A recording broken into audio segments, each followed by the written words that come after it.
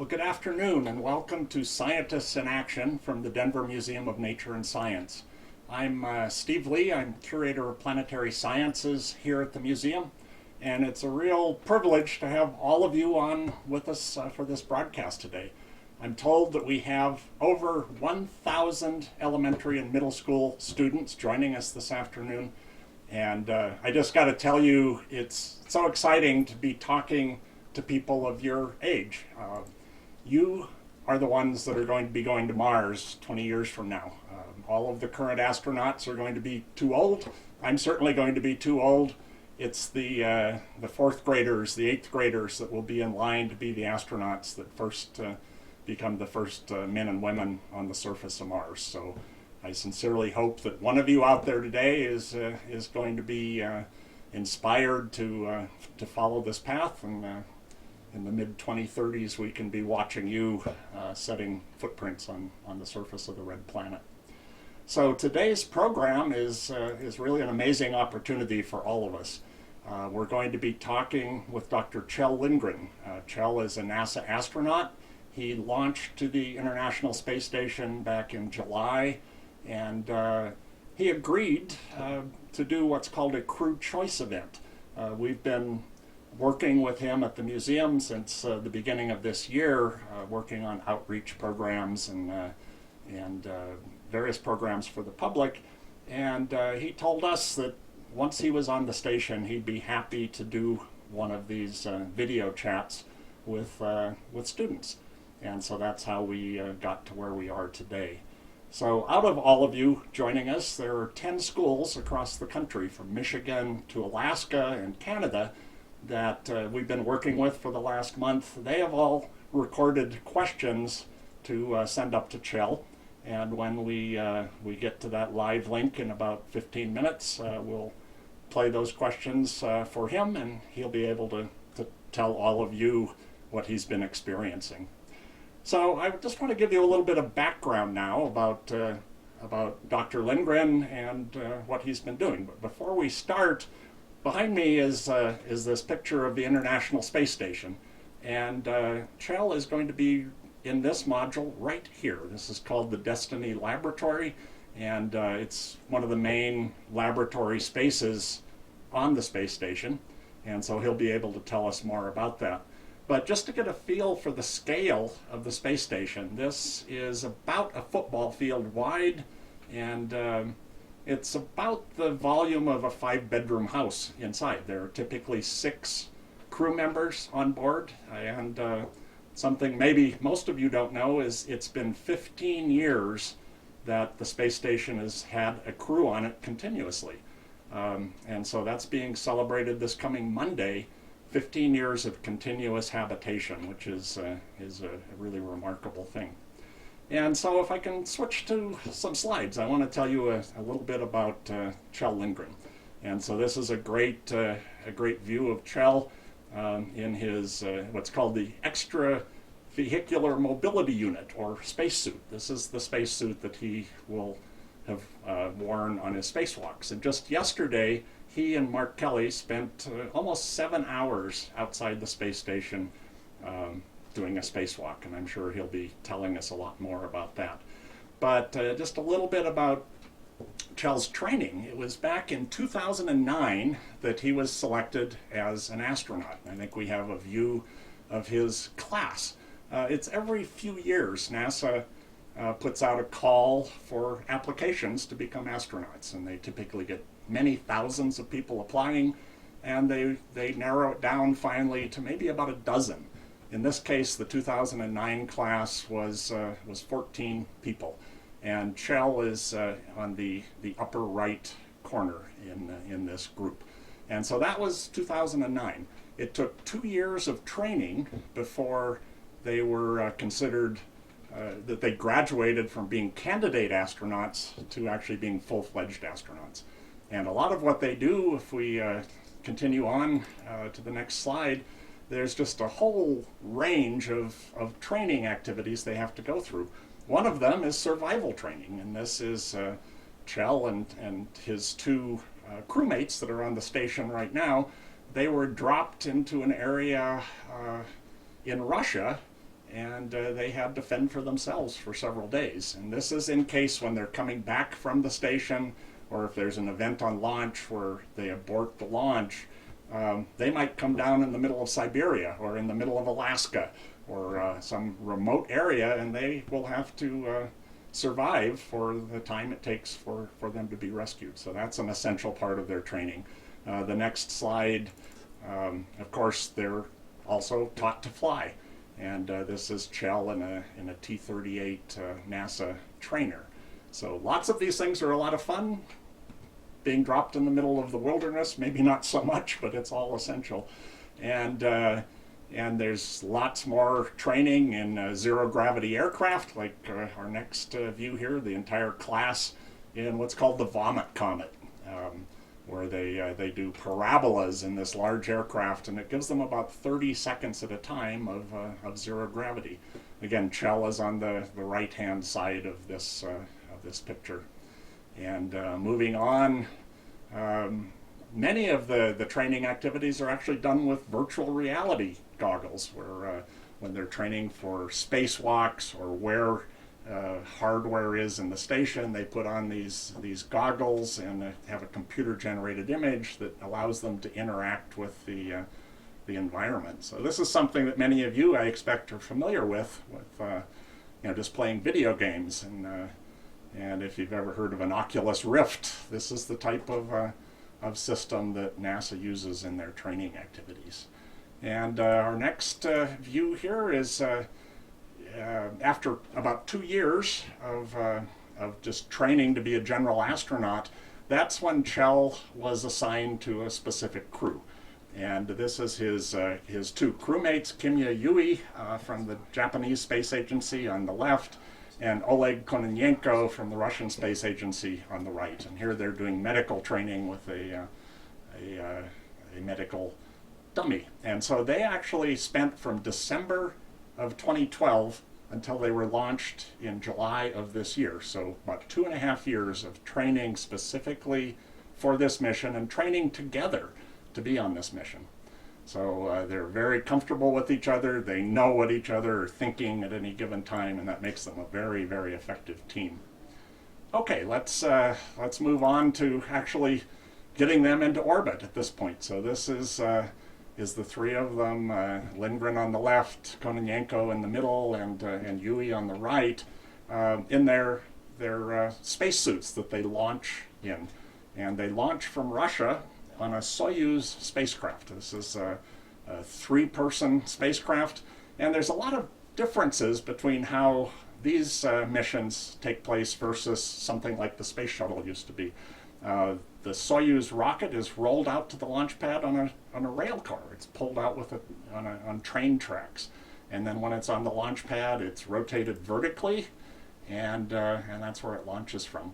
And one piece of history: this particular launch pad is the original pad that the very first Earth satellite was launched from in 1957, Sputnik 1, and it also is the pad that Yuri Gagarin became the first human to launch into orbit back in 1961. So very historic location for these folks to leave the planet.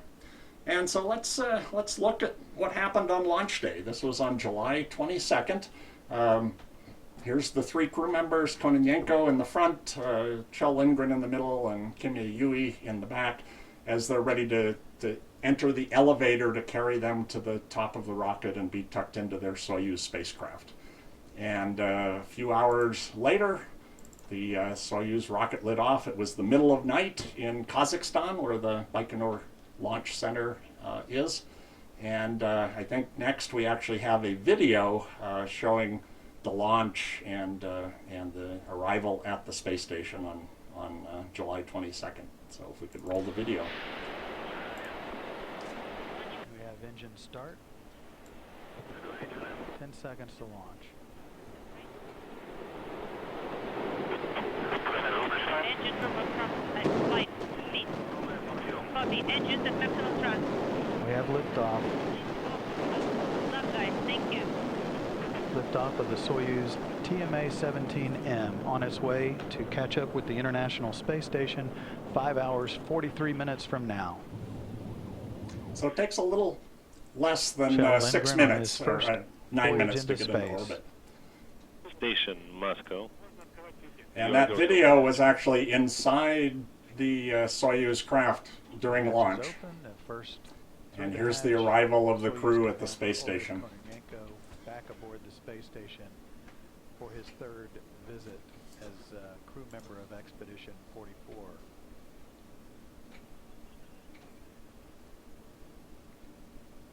Next, the U.S. astronaut Kjell Lindgren, the 217th visitor to the International Space Station, and Kamiya Yui representing Japan. Okay, so that's how they got to the space station. And since then, they've been doing what you do on the space station, which primarily is doing research tasks and doing maintenance on the station itself. It takes a couple of people days a week, so a person working full-time on the station just to keep the systems running, but the rest of the time they're engaged in scientific experiments. And talking with Kjell before launch, he was expecting to complete at least 200 experiments over the course of his 5 months on the station. And so why don't we look at a few views of what Kjell has been doing since the end of July. This actually was fairly cool. They've come up with a way to have liquids inside a cup in zero gravity. And so this was a test to actually make coffee that you could drink out of a cup. Normally you'd have to do this in a squeeze bag and drink it sort of like a sippy cup, because otherwise it would float away. And so this is a nice new way to go about drinking liquids. And I think our next slide is right after one of the resupply spacecraft docked with the station. Normally the food that they have on board is dehydrated, and so it's only when a new supply mission arrives that there's care packages of things like fresh apples and fresh oranges and lemons that the crew, of course, absolutely loved, because they've been for a long time without fresh food. And I think our next slide is just Kjell in what's called the cupola. This is sort of bay windows in the bottom of the space station facing the Earth, and they have control panels that they can operate the robotic arm on the space station when there are spacecraft arriving that they need to snare out of space near the station. And let's move on here. This is Kjell getting some small satellites right in the center of this airlock, ready to sort of jettison over the side of the space station. So this is a way that these small, about 6 inches on a side, CubeSats they're called, typically built by students, and so that's a way to get them launched into space. And one of the really exciting things that happened just yesterday, and I know some of you were watching this, is Kjell Lindgren and Scott Kelly took a 7-hour EVA, a 7-hour spacewalk, to do maintenance activities outside the station. And so let's go through a few of their preparations. So here's their 2 spacesuits, and these are basically personal spacecraft. Once they're sealed in this, they're in their own environment. They're protected from the vacuum of space and the temperature swings of space. And they get into these suits and then exit through an airlock.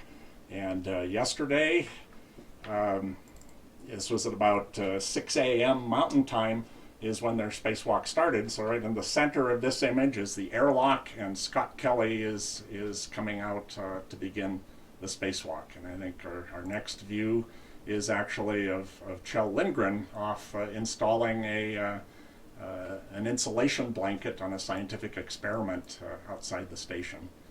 And our next view is of what's called the helmet cams. Each astronaut has a video camera on their helmet looking at where their hands are going to be. And so that's a way to show an up-close view. And in this case, on the lower right is one of Kjell's gloves, and he was stringing some power and data cables along the outside of the space station.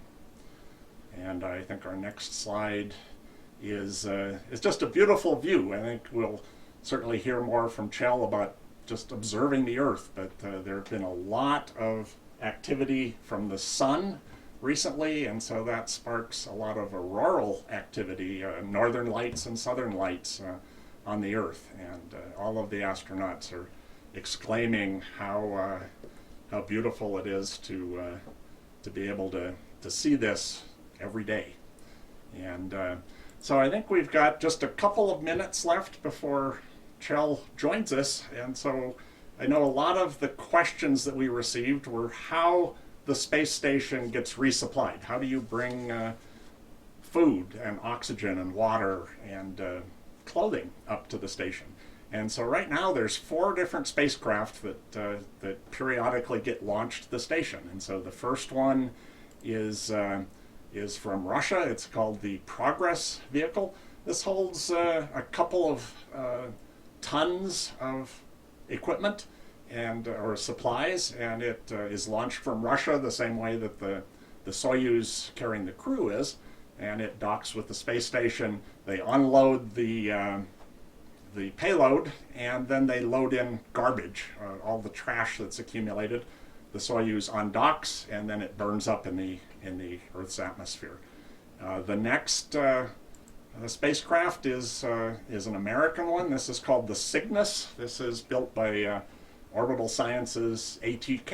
It's a private corporation, and so this is launched from Wallops Island, Virginia, and it also can carry a couple of 1,000 pounds of payload with them. And what's different about this, instead of docking directly to the space station, it gets within about 30 feet. They reach out with the robot arm, which I think you can see in the picture, and they snag it out of space and bring it in and dock it to the station.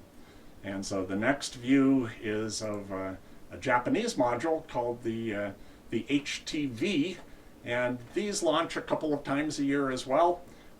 What's different about this is that actually in the center of it there's a garage, so to speak, that they can have payloads that don't need to be pressurized, so it doesn't have to be inside a pressurized atmosphere with air. And so again, this gets within about 30 feet of the station. They reach out and grab it with the Canada arm and bring it in and dock, and then unload everything, and once again load it up with garbage and send it back to re-enter the Earth's atmosphere. And then our final spacecraft here is the SpaceX Dragon spacecraft. And again, this comes in, they snag it with the robot arm, and what's different about this one is it actually has a capsule that can return to the Earth. It can survive the re-entry, and it comes down in the middle of the ocean under parachutes. It's picked up by a ship and then brought back to California and sent back to Houston, and they unload all of the payload that was loaded on the station. So this is a way to get things that they've been working on the station, say medical experiments or tissue samples or crystals that they've grown. It's a way to actually get them back to the experimenters on the ground. And so I think we're waiting at this point to hear from the space station that they're ready to get the link going with Kjell. And I think what we'll do is let's just look at another view of the space station taken by an approaching spacecraft. Just talk for a minute about the layout here. So these panels on both the right and left side, those are solar panels. And the station is completely powered by sunlight. And so that's their power supply. The panels coming out sort of off of the truss in the middle, those are radiators that they use to reject heat from the station. There's a lot of heat generated by the onboard power systems and electronics, and so they need that type of mechanism. And then running right down the middle are all of the various modules that the crew can inhabit. The end closest to the bottom of the screen is the Russian segment of the station, and then as you move off toward the top, that's the American, the European, and the Japanese portion of the station. And so I'm told it's going to be just a minute when we link up with Kjell, so let's leave you with one really pretty picture. This is a time lapse taken out of the cupola, and it's showing the Milky Way and the Earth's atmosphere off in the distance as night falls on the Earth. And so I think we're waiting for the station to say it's okay to start talking with them, and there's Kjell Lindgren. So I think we're just about ready to start. So Kjell, this is Steve Lee at the Denver Museum. Can you hear us?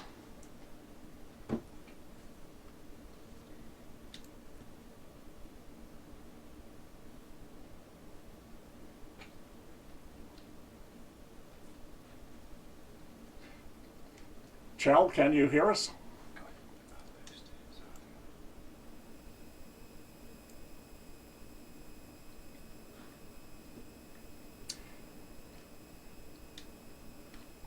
Well, I think we're just waiting for the audio connection to happen.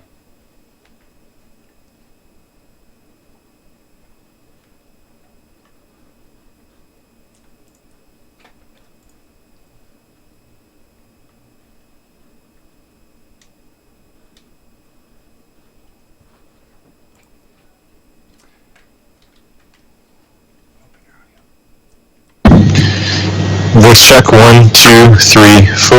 1, 2, 3, 4. Kjell, we hear you. Can you hear us?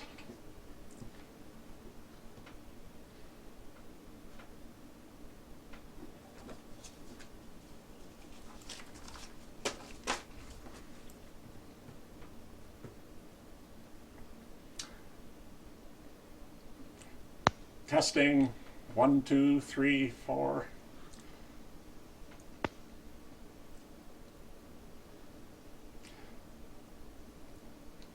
Well, for our audience, I think we're not being heard on the station yet.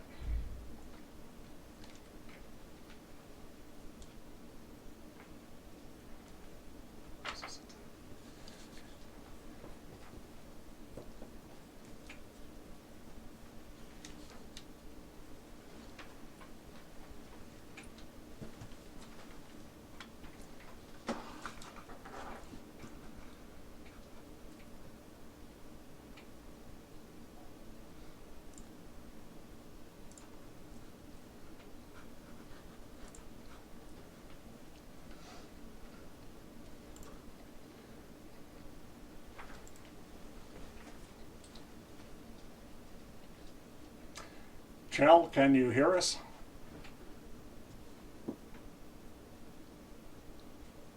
I can hear you. Can you hear me? We hear you. Excellent. We hear you. Excellent.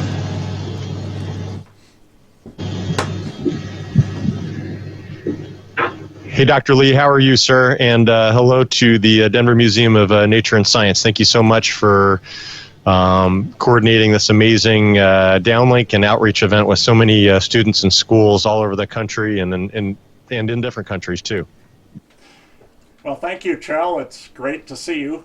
And we've actually got about 1,000 students online with us today.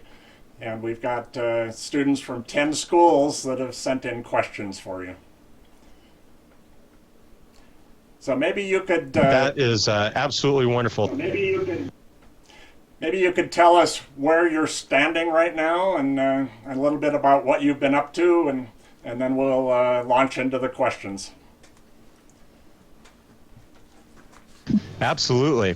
Well, currently I'm standing in the U.S. lab, and so we're about half in the middle of the U.S. segment of the space station. In front of me is actually the front of the space station. We travel through space in this direction, and it's the Node 2 the Japanese experiment module, and Columbus, the European Space Agency's experiment module. And in Node 2 is where we have our crew quarters. And then behind me is Node 1, and off to the left or port is the Node 3, where we have our exercise equipment and our bathroom and some stowage space, and the cupola, the beautiful window that looks down towards the ground. And off to the right is the airlock. And then back behind, further down, is the Russian segment of the International Space Station, where our Russian colleagues work and live as well. I launched on July 22nd. And so I've been up here for, actually today is the 98th day, and on Saturday we'll have been up here for 100 days into a 5-month mission. We've been spending that time performing all sorts of different scientific experiments and research, over 240 over the time while I've been up here for 5 months. We'll have seen over 240 experiments. We do maintenance work, both preventive and corrective maintenance on the space station. We exercise, and then Scott Kelly and I had the opportunity to do a spacewalk yesterday, so that was an amazing experience as well. And we watched your spacewalk. It was just amazing to see somebody that we are all familiar with out doing that. So I think we have lots of kids waiting to ask their questions. So let's dive into that. And if you can't hear the questions, just let us know and we'll repeat them. Hello, my name is Rihanna. Okay, that sounds terrific. Middle School in Kodiak, Alaska. I have a question for you. What is the most beautiful thing you've ever seen up in space? Hello, my name is Rihanna Murray. I'm from Kodiak Middle School in Kodiak, Alaska. I have a question for you. What is the most beautiful thing you've ever seen up in space? Hi, Rihanna. Thank you for that question, and hello to the Kodiak Middle School in Alaska. That's a great question, and I would have to say that looking back at the Earth in general is amazing. The Earth is blue and white, and the ground is different in the various continents. It's brown and tans in Africa, and greens in South America, and reds and other hues in Australia. It's beautiful to look at, but the most beautiful thing that I've seen up here is the aurora. And there have been a couple of times that we have actually flown over the aurora, greens and purples and just strong bands of it snaking around. Absolutely beautiful. It gave me goosebumps. Thanks, Rihanna. Great.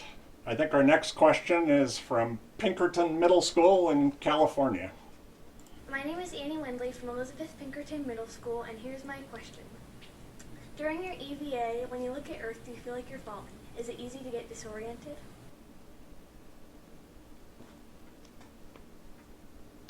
And thank you for that question, and hello to the students at Pinkerton Middle School in California. Thanks for joining us today.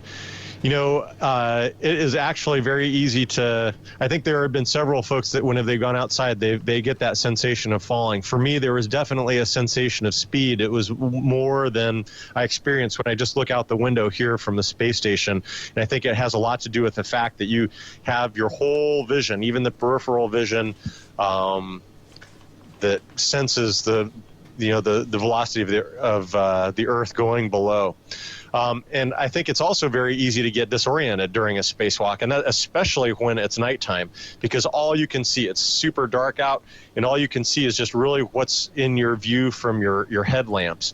And so while you're working, your body position may change, and when you're finished, you may go one way thinking maybe the airlock or something is in one direction, and end up going the wrong direction because you turned around while you were working. So it's very important to keep what we call it situational awareness, but basically keep a knowledge of your environment and where you are in that. Thank you, Ann. Thank you, Kjell. The next question is from Bear Creek Elementary School in Colorado. My name is Atia, and I'm from Bear Creek Elementary, Boulder, Colorado. I was wondering, during your training to become a doctor, astronaut, did you have any problems that you had to overcome that made you want to give up and quit? If so, how did you overcome them? Thanks, Adia. And hello to the students at Bear Creek Elementary. Thank you for joining us. That's a great question. And of course, I think anybody that has pursued any kind of a goal will often run into problems, to trouble, to barriers, and will have to overcome them. And so, that certainly happened to me. Just getting into medical school, that was a tremendous challenge. Working hard to get good grades, and boy, getting to become an astronaut, that was an incredible challenge. And I feel very grateful to be able to do this and to be able to be living and working up here. But there were certainly challenges along the way. The things that helped me, one is that I had a goal. I knew what I wanted to accomplish. I identified the things that I needed to do to accomplish that goal. And so those were small steps that I could do to work towards that goal. And the other thing is I had terrific friends and family, teachers and mentors around me that I could rely on, people who were encouraging to me, people that I could go to for help.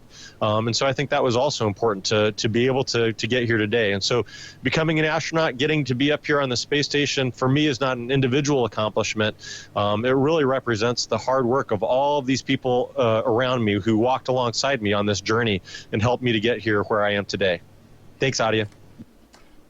Thank you, Kjell. Next we have Vintage Magnet Middle School from California. Hi, my name is Caitlin. I go to Vintage Magnet Elementary School. It is in the city of North Hills, California. How do you have enough oxygen to live in space for a long period of time? Do you recycle the oxygen? Hey, Caitlin, thank you for that question. Hello to the students at Vintage Magnet Middle School. Of course, oxygen is critical for us. We need oxygen to live and to breathe up here on the space station. And so initially we have actually oxygen transported up here on the cargo vehicle. So it supplies enough oxygen for us to breathe that can get released into the space station. But we also have equipment that introduces oxygen into the atmosphere. And so we actually take water and we can break that water up using a chemical process and create oxygen, split the water into oxygen and hydrogen. So the space station utilizes incredible technology to maintain the atmosphere, to take carbon dioxide out of the atmosphere, to provide water for us to drink and use for our food. It's an incredible piece of technology, and it's a technology that we are working hard to reintroduce back down on Earth so that we can help provide clean water in places that don't have, to folks who don't have access to clean water, and also to figure out ways that will get us the technologies that we need to get us to Mars in the future. Thank you, Caitlin. Next we have a question from British Columbia, Canada, from Glenmore Elementary School. My name is Oliver. I go to Glenmore Elementary. I live in Kelowna, BC. What was the main objective of your spacewalk yesterday? Hey, Oliver, thank you for that question, and hello to the students at Glenmore Elementary. Well, yesterday's spacewalk had a number of objectives. Both Commander Scott Kelly and I had individual tasks that we had to do, and the main objectives were to put a thermal blanket on the alpha magnetic spectrometer, which is a piece of equipment on the top of the space station that is looking for dark matter. And it was getting a little too cold, so we put this thermal blanket on there to protect the equipment and keep it a little bit warmer. Scott Kelly worked on the grabber tip of our robotic arm and put some grease in there to lubricate all the machinery in there to keep the arm working well. And then we also routed some cables along the outside of the space station in preparation for future docking adapter that will go out there to support the visiting crew vehicles that we'll have coming in the future. Thank you. Kjell, next I want to introduce you to the East Middle School in Butte, Montana. And this is the school that I actually graduated from many, many years ago. What recommendations do you have for kids who would like to work for NASA or become an astronaut? This was from Haley. And I understand this. Okay. Hey, Haley. Thank you for the question, and hello to the students at East Middle School. Hey, so I have 3 recommendations. First of all, a little bit of what I talked about before. Make a goal, and whether that is a long-term goal, like what you want to be when you grow up, whether that's a doctor, an astronaut, an artist, a teacher, or if it's just, doing well in your math on your next math test. Make a goal, and then every day take a small step towards that goal, accomplish something towards that goal.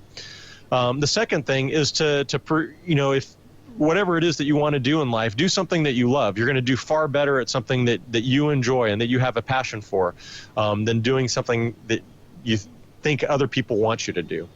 And then finally, if you want to come work for NASA, if you want to come become an astronaut, live up here on the space station, or be one of the first people to step on Mars, really work hard in math and science, engineering and technology.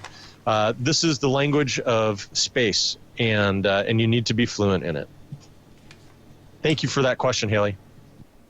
Well, let's move on to Gage from Hawthorne Elementary in California. My name is Gage. I'm a 5th grader from Hawthorne Elementary in Ontario, California. My question is, who is your greatest inspiration? Hi, Gage. Thanks for that question, and hello to the students at Hawthorne Elementary. I don't have one particular person that I would call an inspiration. I've had many, many people in my life that have been an inspiration to me. My parents, who really set the foundation for me to believe that, whatever I wanted to do in my life, that if I worked hard enough that I'd be able to accomplish it. And then along the way, teachers and mentors, instructors, classmates, colleagues, friends, all of these people who really took time, to give me the academic fundamentals to succeed, but also just walked alongside me during this journey to get to where I am today. And so I'm very grateful for the inspiration that they provided to me, to the help that they provided to me, and just really thankful that I had those people in my life to help me get where I am today. Thanks, Gage. Well, thank you, Kjell. Next, we'll come back to Colorado, the Weber Middle School. My name is Sarah Tucker. I attend Weber Middle School in Fort Collins, Colorado. What does your average day on the ISS look like? Can you share the various tasks from beginning to end? Hey, Sarah, and it's great to say hello to my friends at Weber Middle School. When I was a student at Colorado State University, I worked with a tremendous program they have at Weber called WAVE, Weber Aviation or Aerospace Ventures in Education, where they simulated a space mission every semester and continue to do that. In fact, right now they're on mission 45, which matches our own mission up here, Expedition 45. And I got to be a chaperone astronaut back in 1996, and I'm excited to be a real astronaut today. Sarah, our day is, especially our weekdays, are very long. We get up about 6:30 in the morning. We have a conference with the ground at 7:30, and then we start working. We start working on experiments, on maintenance tasks. We have to exercise. We get some time to eat, and then we continue working through the day until about 7 o'clock, 7:30 in the evening, when we have an evening conference, and again talk with the ground, talk about the day's work and what may be going on the following day. And after that, the time is ours. We get to spend some time having dinner, and then I like to get on email and make a few phone calls to my friends and family, and then we go to sleep and get ready for the following day. And on the weekends, Saturday and Sunday, most of that time is our own. We have to do a little bit of housekeeping, but we get to spend the weekend relaxing. Thanks, Sarah, for that great question. All right, we'll move east now to the Advanced Technology Middle School in Michigan. My name is Janae. I go to Advanced Technology Academy in Dearborn, Michigan. My question is, do you ever miss Earth, and can you communicate with your friends and family? Hey, Janae. Thank you for that question, and hello to the students at Advanced Technology Middle School. You know, it's funny because when you're up here, we get to look down at the Earth, and it's absolutely beautiful. And one of my favorite things is to find places on the Earth where I've visited or where friends and family are. But I certainly do miss my friends, and I especially miss my family. It's probably, for me, one of the most challenging aspects of this particular mission is being away from my family for so long. But technology is amazing. It's really closed that gap. We got to practice it while I was traveling to train for this mission, and we're using that now. And so we have an internet protocol phone. I can call down, and so I talk with my wife and children every day, and then we get to have a video conference on the weekends. And so I get to see them for about an hour on the weekends, and we get to chat, and so that really closes the gap on being away from friends and family. Thank you, Janae, for that question. All right, and we'll come back to Colorado, Holly Elementary School. My name is Kale. I'm a student at Holly Elementary. I live in Holly, Colorado, and my question was, what do you do with your trash? Hey, Kale, that is actually a really good question, and hello to everyone at Holly Elementary School. You know, you don't really think about that, but it's really important because you can't just, you know, there's no garbage truck that comes by to pick things up like what happens at home. And so here we actually have to store up our trash and wait for a cargo vehicle to arrive. And once the cargo vehicle arrives, we unload all the good stuff, the food, supplies, equipment, and science. And we store all of that, and then we get our bags of trash and we put it into the cargo vehicle. And most of our cargo vehicles return to the Earth and burn up in the atmosphere. And so my kids like to say that one person's trash is another person's shooting star, because when that cargo vehicle with the trash hits the atmosphere, it burns up. And for some lucky person on the ground, it looks like a shooting star or a meteorite. Thank you for that question, Kale. All right, we've only got a few minutes left, I think, but let's try and cycle through some of the schools again and get a second round of questions. So we'll move on to Kodiak Middle School back in Alaska. Hello, my name is Arthur Treehill. I'm from Kodiak Middle School in Kodiak, Alaska, and I have a question for you. How fast can you run in zero gravity? Well, thank you for that question, Arthur. Instead of answering that or verbally, I thought I would show you. So hold on just a minute.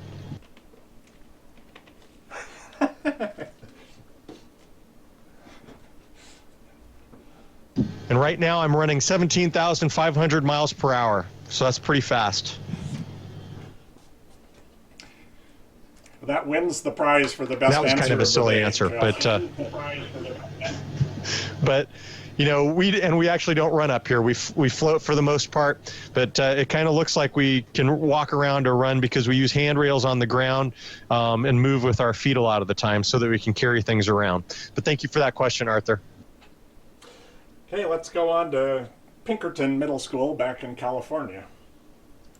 Hi, my name is Amanda Smith, and I'm from Elizabeth Pinkerton Middle School in Elk Grove, California.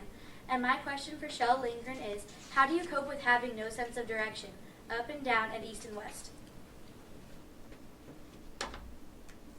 Man, thanks for that question. You know, east and west is not that big of a deal to us up in here unless we are looking down at the Earth, and because you know, trying to figure out which direction is north and south. Generally, because we are flying from west to east, the north is on the starboard side. I'm sorry, on the port side, and south is to the starboard. But for the most part, that doesn't matter so much up here. Up and down is, you know, most of the writing on the wall kind of gives us an orientation. Our lights are typically on the ceiling or on the zenith, and there's no lights on the ground. But there are some times when it can get confused. One of our modules is actually flipped upside down, and so when you go in there, the lights are on the floor, and it's kind of disconcerting to me. So I like to actually flip upside down when I'm in that module. But you kind of get used to it. Your brain starts to adjust to this three-dimensional space, and it's a lot of fun. Thanks for that question. Okay, let's get another question from Bear Creek Elementary in Colorado. My name is Emmy, and I'm from Bear Creek Elementary, Boulder, Colorado. And I was wondering, when you launched into space, was there something on Earth that you wished with you? Thank you, Emmy, for that question. The one thing that I would, well, one thing, but the thing that I would really like to bring up here are my friends and family, and to just share this experience. It's so amazing to get to float up here. It's so amazing to get to look down at the Earth and to really be a part of this incredible team that is conducting science and research into not only how to get us further deeper into space, to extend our presence into space on another planet like Mars, but also to figure out ways of making life better on the Earth for everyone. So to share this experience with more people is what I would really like to be able to do. And I try to do that with photos and videos. And so I really encourage you all that are listening and watching today to work hard so that maybe you will have the opportunity to do something like this, to be a part of human space flight, maybe to become an astronaut. And I think that there's somebody out there listening today that might very well be the first person to step on Mars. And I hope that's true. Thanks for that question. All right, back to Vintage Magnet Middle School in California. Hi, my name is Nicholas. I go to Vintage Magnet Elementary in the city of North Hills, California. My question is, do you get signal? What can you do in your free time on the ISS? Do you get signal? Can you play on a phone or tablet? Thank you for that question, Nicholas. In my free time, I like to look out the window, I like to take pictures, and I like to talk with my friends and family on the telephone and catch up with what's going on Earth. We actually have wireless signal up here to connect with the space station's internet, which then can connect to the ground. But I don't have a phone that I carry around with me. And the tablet that we use is mainly for work. So for our free time, I really just like spending time looking outside. Thank you for that question.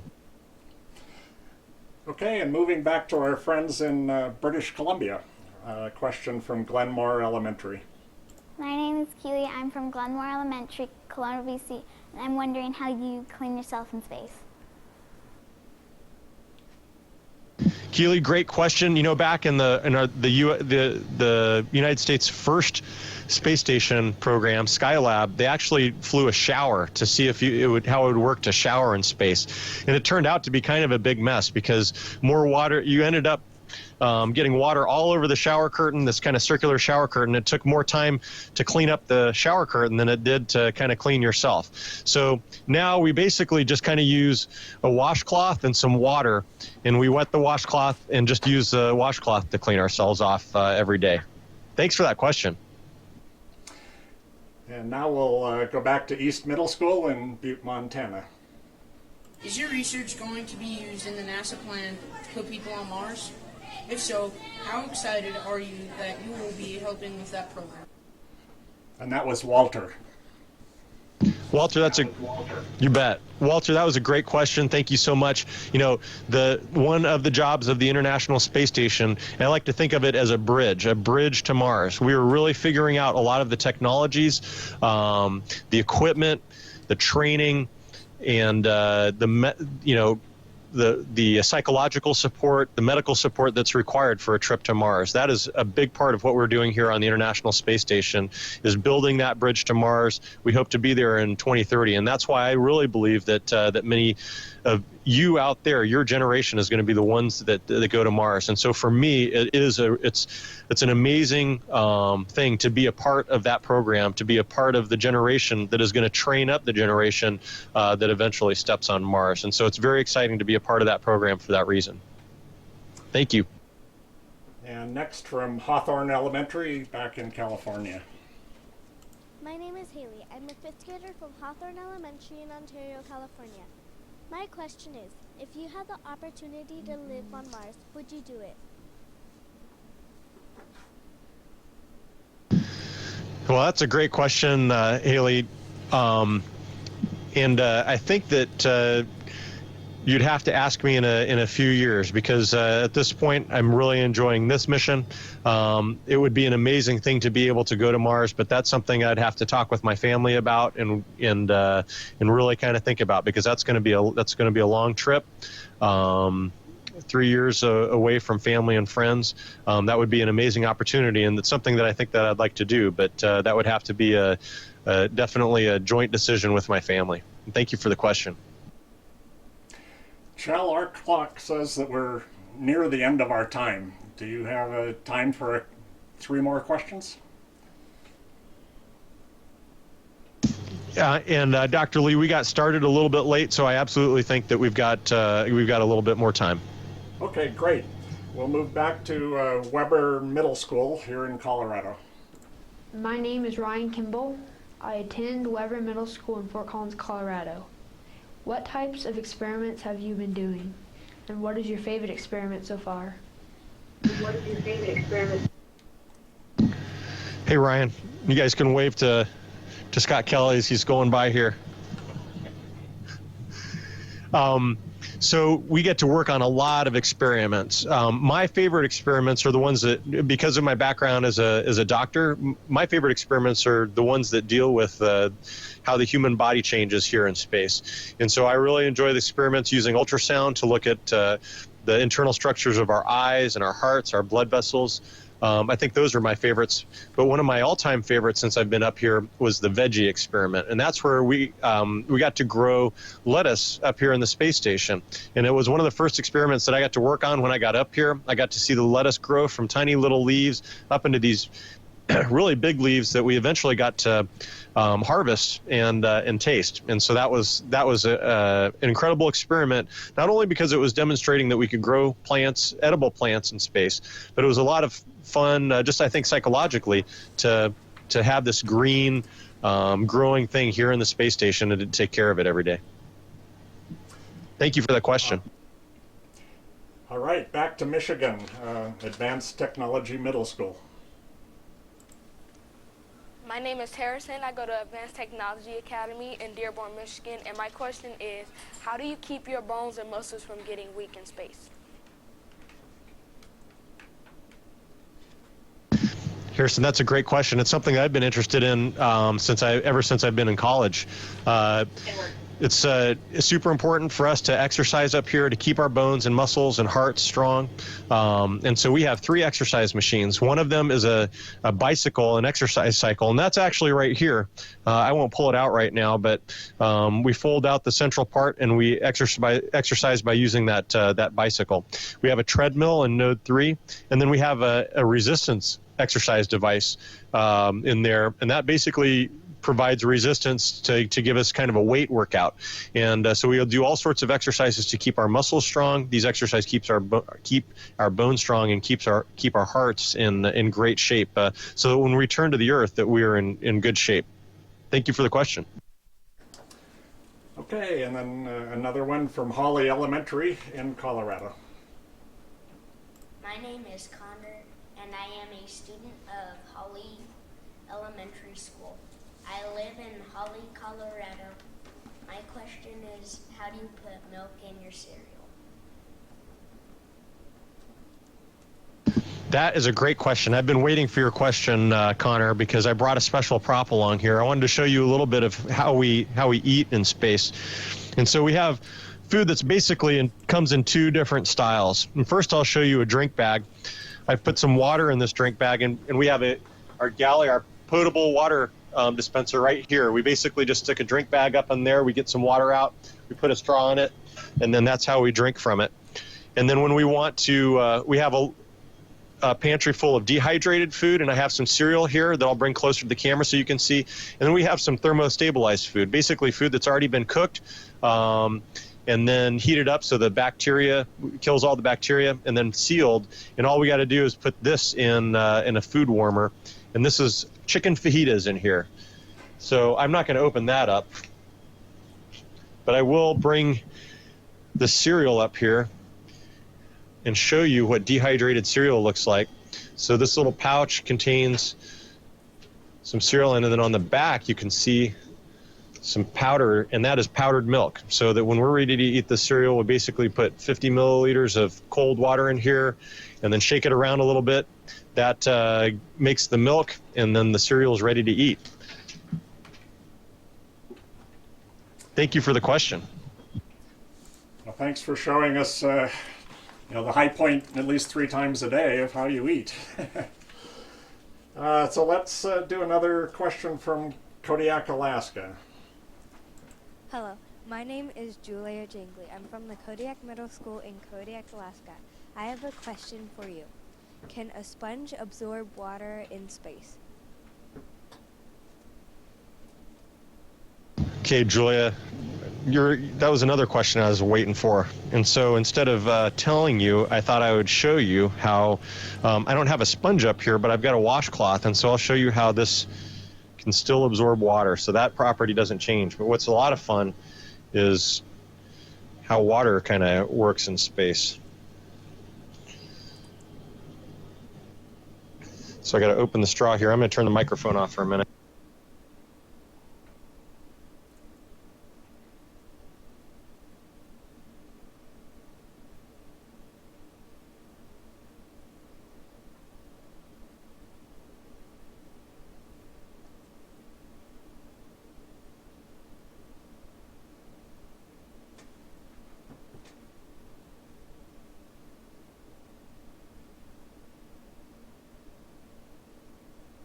So I'm trying not to make too much of a mess, but so I'll use the washcloth to grab some of these.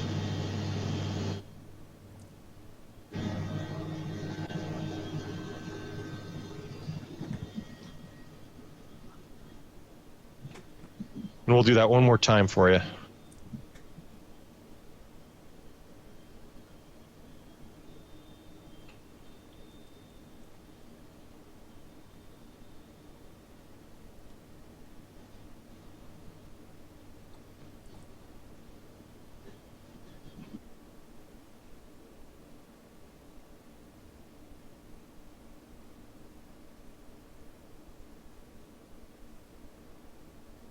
And I'm making a big mess, so I'm going to stop.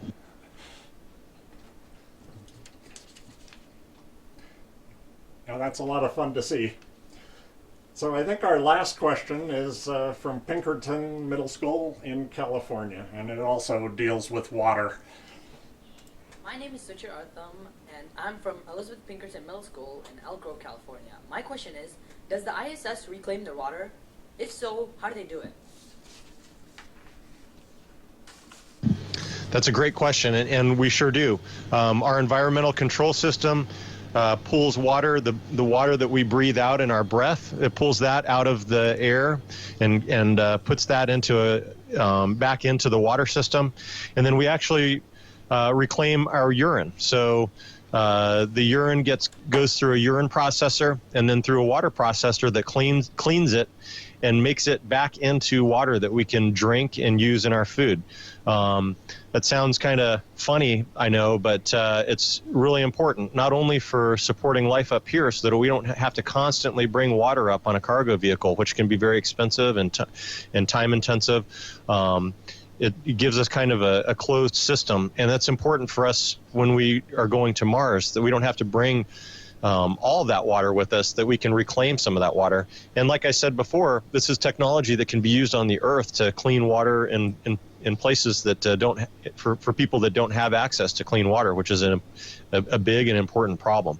And so it's one of the ways that the science on the space station is contributing to making life better back on the Earth. Okay, we're going to end on sort of a fun question for you, Kjell. This is from Bear Creek Elementary in Colorado.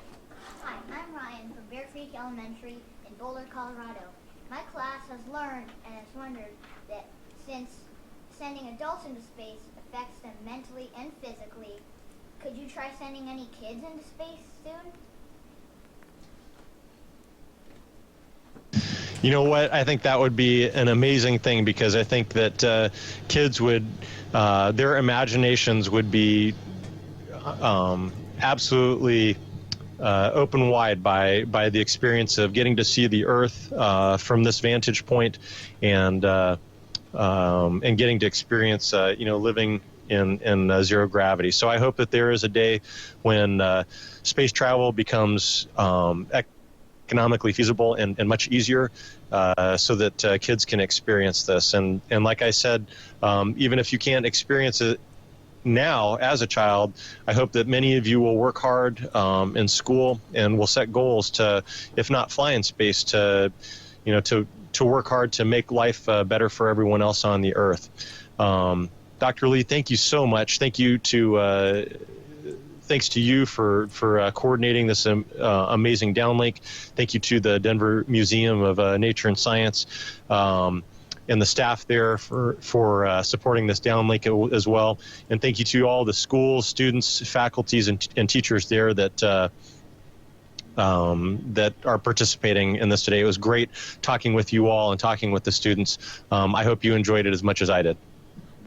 Well, thank you, Kjell. I expect the astronaut class of 2030 is going to have several hundred extra applicants from your audience today. Thanks so much for doing this. Thanks so much for doing. I hope that's true. I hope that you all have a terrific rest of the day and a tremendous weekend ahead. And if you have a chance, look up into the sky and watch us fly overhead. Thanks, Kjell, and best of luck for the remainder of your mission. We'll keep watching. All right. Thanks, Dr. Lee. Take care, everyone. Well, that was an amazing experience for all of us here. I hope all of you had a chance to see your classmates ask questions, and that you'll be paying a lot of attention to this mission in the future. Kjell will be on the station until just before Christmas, and they have another spacewalk a week from tomorrow, and so that'll be another opportunity to see them out doing maintenance on the outside of the mission. So I think at this point we want to thank all of the people that joined us today. Thank you to the 10 schools that submitted the questions, and everyone else that joined us. We hope you've learned a lot about the space station and learned what an amazing person Dr. Lindgren is to be able to answer these questions for us today. And we just want to thank the Denver Museum for sponsoring this, and of course everyone at NASA for making this happen. This certainly was a technically very difficult thing to pull off and spread out across the country today. So thanks everyone. Have a great weekend, and we hope to see you on one of our future Scientist in Action broadcasts.